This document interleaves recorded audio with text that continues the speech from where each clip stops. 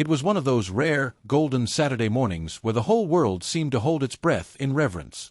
The air in Willow Creek was crisp but warming, rich with the scent of freshly cut grass and blooming jasmine. The sun stretched its fingers across our sleepy cul-de-sac, bathing everything in a buttery glow, as if nature itself had decided today would be perfect and dared anything to interrupt it. I stood on the porch, cradling a steaming mug of black coffee, feeling the warmth seep into my palms. The ceramic was a simple pleasure, grounding me to this peaceful moment. The rhythmic chirping of birds blended into a lazy harmony overhead, and somewhere down the street, a neighbor jogged past, Labrador in tow, tossing me a casual wave. I lifted my coffee in greeting, savoring the calm. At my feet, our world unfolded quietly. My 7-year-old son, Ethan, sat cross-legged on the sidewalk, utterly lost in his own universe. His small figure hunched over a canvas of concrete, surrounded by a chaotic scatter of colored chalk. His little tongue peeked out between his lips, a sure sign of his intense concentration. I smiled into my cup. Ethan had been obsessed with dinosaurs since he was 4. An old battered picture book from preschool had ignited a wildfire in his imagination. Since then, it had been all T-Rexes and Triceratops, Velociraptors and Brontosauruses. Plastic models cluttered our living room shelves, dinosaur posters lined his bedroom walls.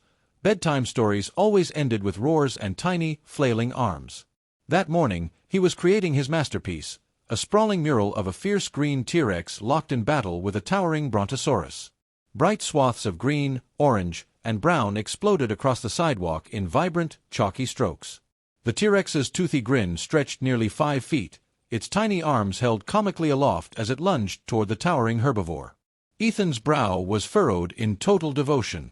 Every few minutes, he'd glance up at me, seeking silent approval, and I'd always respond with a nod or a grin, feeling my heart swell until it hurt.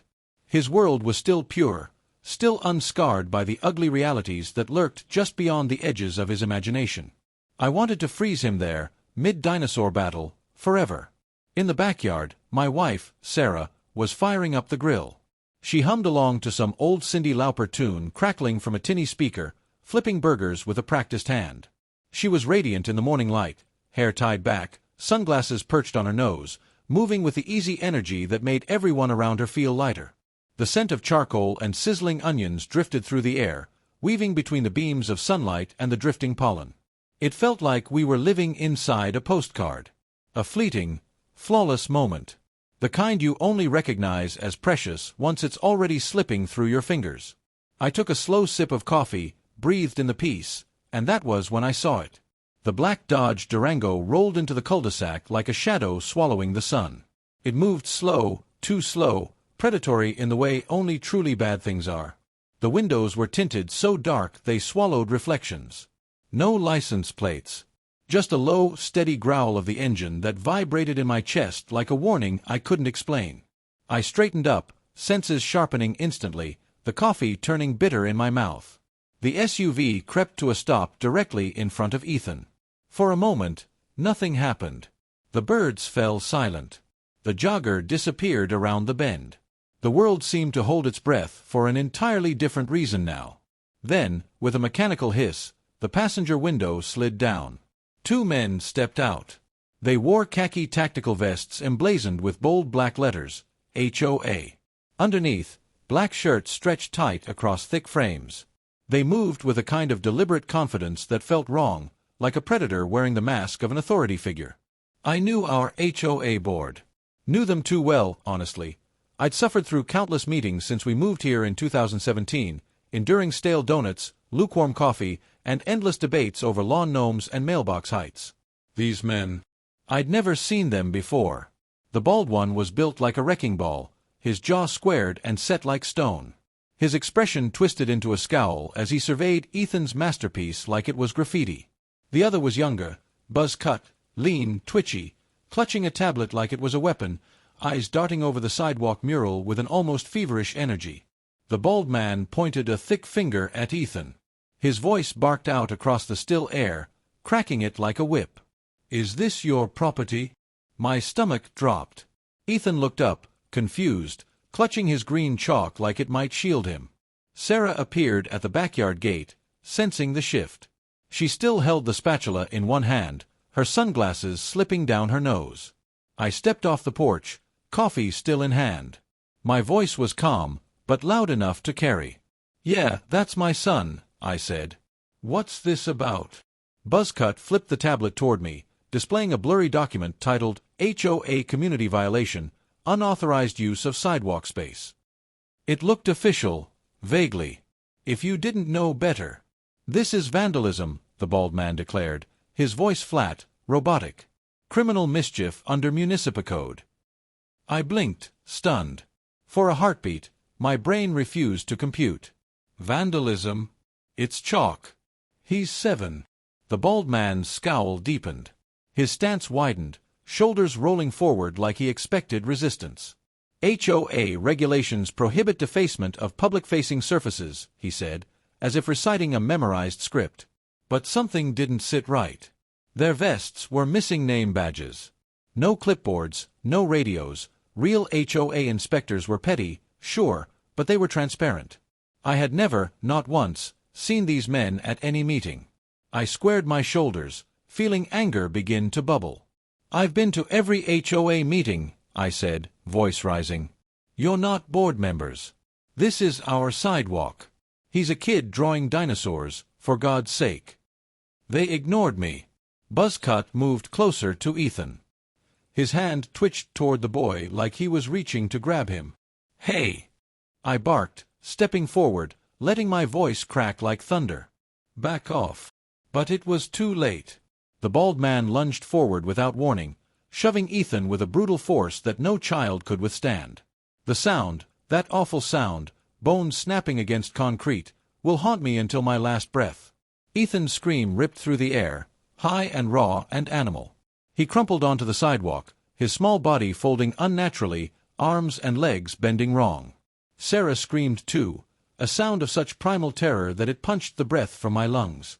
The spatula clattered to the pavement as she sprinted toward him. My coffee mug slipped from my fingers and shattered against the porch steps. The world blurred, narrowed, sharpened all at once. I ran, scooping Ethan into my arms, feeling the warmth of his blood soaking into my shirt. His left arm was bent grotesquely at the elbow, his leg splayed at angles no human body should endure. His nose gushed blood, mouth working soundlessly in shock.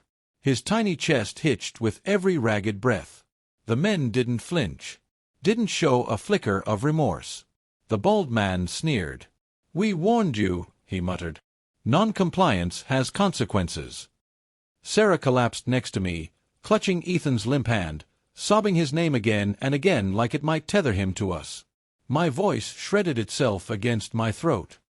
Time slowed into a syrupy, sick dream.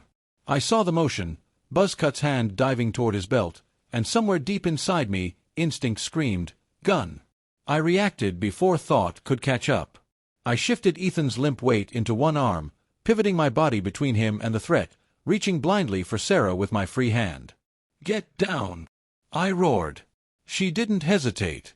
Sarah yanked Ethan from my arms, clutching him to her chest, shielding his tiny broken body with her own, dragging them both behind the low concrete planter by the porch. The bald man drew something too, black, glinting, but by then I was already moving. I dropped low, scrambled to the porch for cover, heart hammering an impossible rhythm against my ribs. Buzzcut raised the gun. His face was blank, emotionless, like he was checking groceries off a list.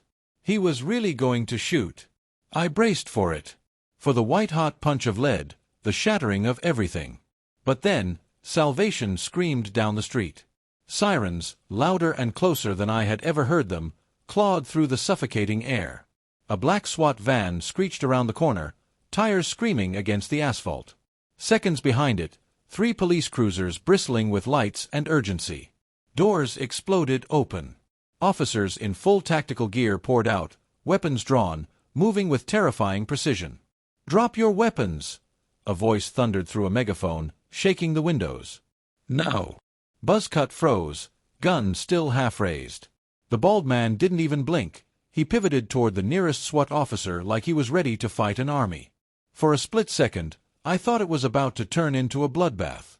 But then, like puppets whose strings had been yanked, both men dropped their weapons. Buzzcut's gun hit the sidewalk with a metallic clatter. The bald man raised his hand slowly, muscles twitching with reluctant compliance.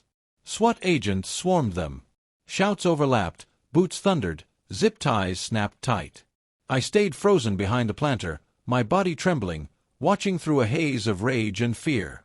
Sarah sobbed softly behind me, rocking Ethan in her arms. He wasn't crying anymore, wasn't making any noise at all.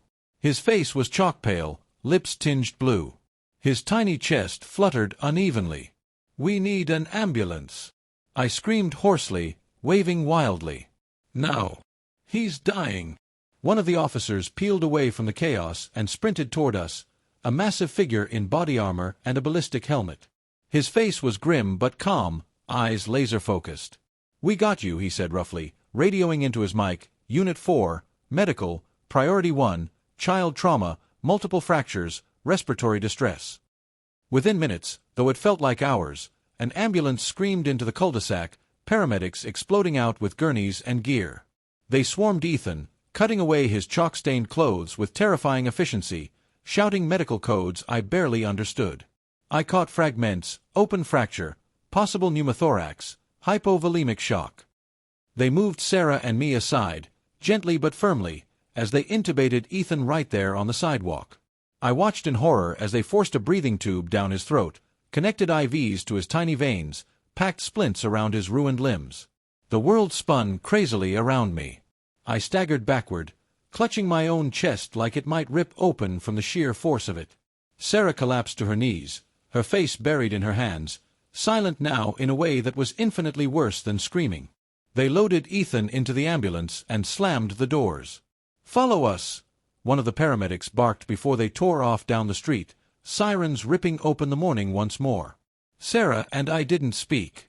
Didn't even look at each other. We stumbled to the car, a mechanical dance, and tore after the flashing red lights. The hospital was a frenzy of noise and antiseptic light. They swept Ethan into the pediatric trauma unit. We weren't allowed to follow. A nurse physically blocked us, gentle but immovable. "They need space," she said, her voice kind. "Let them work."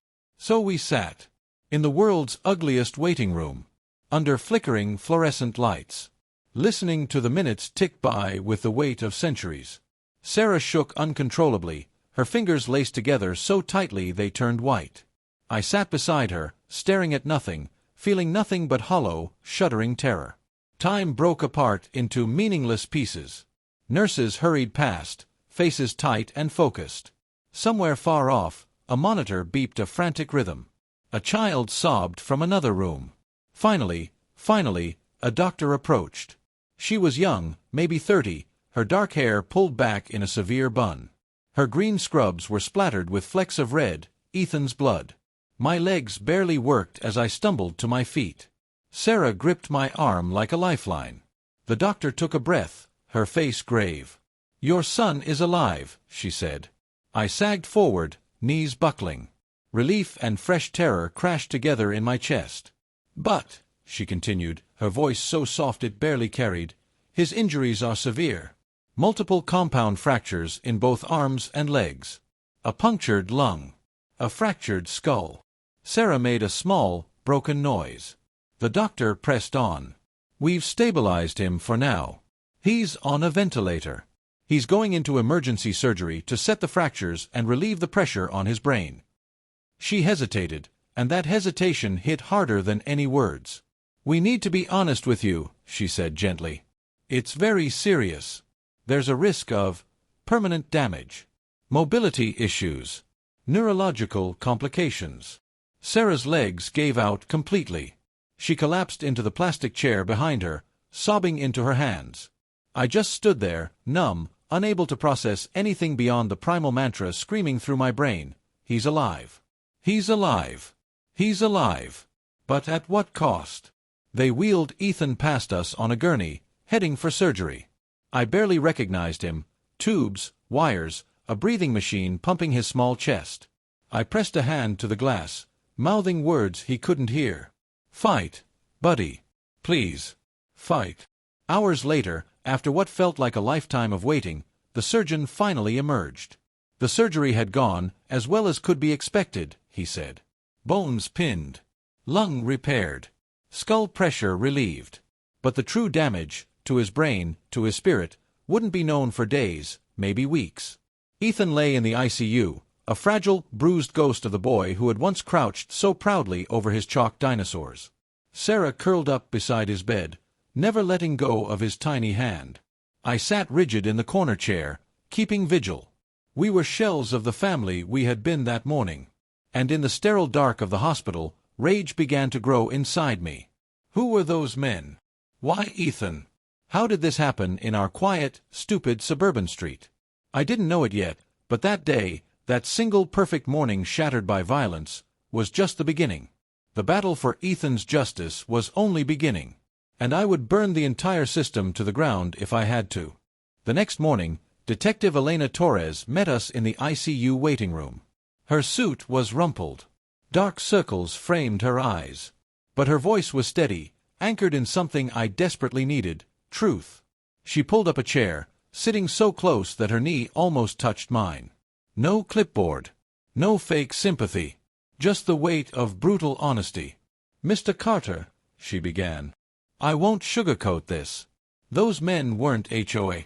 They weren't law enforcement. They weren't anything close to legitimate. I already knew that in my gut. But hearing it aloud tore open a new wound." Torres continued, unfolding the horror piece by piece. Their names were Lucas Hayes and Owen Pratt, both ex-military. Dishonorable discharges. A history of violence and unstable behavior. After bouncing from failed jobs and shady side hustles, they found a new scam, posing as HoA enforcers. Fake vests. Fake badges. Fake documents printed on cheap letterhead. They leased SUVs, slapped magnetic compliance logos on the doors, and patrolled affluent neighborhoods looking for targets. Small infractions, a cracked sidewalk, a plastic flamingo, a child's chalk drawing, became their opening. They would demand, on-the-spot, fines. Threaten to report families to Child Protective Services. Spread fear like a disease. If anyone resisted, they escalated. Fast. Torres's jaw tightened. "There are at least 8 open cases," she said. "Maybe more. Some families were too scared to come forward until now." My stomach turned to acid. I thought about all the parents who paid the fake fines, terrified that if they didn't, someone would come for their children. And then I thought about Ethan. Tiny, brave Ethan, who drew a dinosaur and got crushed for it. Sarah sat silent beside me, her face a carved mask of fury and grief. She clutched Ethan's stuffed T-Rex against her chest like it was the only thing keeping her upright. Torres wasn't finished. "We're charging them with assault with intent to maim," she said. "Child endangerment. Impersonation of an officer. Fraud. Racketeering." I forced the words out past the lump in my throat. "Bail." Torres's mouth flattened into a thin, hard line. "Denied." It was a small victory. But God, it felt good to hear. Through the one-way glass at the precinct, we watched Hayes and Pratt in their orange jumpsuits. Pratt muttered to himself, rocking back and forth like a man already broken. Hayes sat stiff and silent, his eyes cold and dead. Torres leaned close to the glass. "They'll flip," she said. "Give us the bigger picture. And when they do, we'll take down everyone involved." Everyone. Because this wasn't just 2 psychopaths. This was a network. A sickness infecting neighborhoods across the state, across the country. And it was about to be exposed. The video of Ethan's assault, shot by a teenager across the street, went viral. 22 million views in 24 hours. News vans clogged Willow Creek. Reporters camped outside our cul-de-sac, their microphones hungry for sound bites. Neighbors who once nodded politely at the mailbox now knocked on our door bearing casseroles, cards, handmade banners. The community was furious. Hand-painted signs bloomed on front lawns. "Justice for Ethan." "Protect our kids." "HoA reform now." The real HoA, the one we had trusted, collapsed under scrutiny. Turns out, they had ignored warning signs for months. Unreported complaints. Missed background checks. A culture of apathy that let predators slip through the cracks. The old HoA board resigned in disgrace. A new, transparent board rose from the ashes, composed of teachers, veterans, and parents who vowed this would never happen again. The neighborhood changed, almost overnight. Porch lights burned later. Families lingered outside after dinner. Chalk drawings exploded across sidewalks, not vandalism, but declarations. Dinosaurs. Sons. Messages in rainbow colors, Ethan strong. Love wins. Fake power breaks, real power protects. Ethan's spirit colored every inch of Willow Creek. Even as he lay in a hospital bed, fighting to heal, he was rebuilding the world he loved. The trial was brutal. I testified first. Standing before the court, voice cracking, hands trembling, I relived every second of that morning. I described Ethan's chalk drawings. His fierce little dinosaurs. His proud smile. I described how they shattered him. How I held my broken son in my arms. How I begged him to breathe. Sarah testified next. She was fire and steel, her grief sharpened into a weapon. She told them how she ran, how she fought, how she would have traded her life for his in a heartbeat. Neighbors testified too, witnesses who saw the assault, who filmed the aftermath.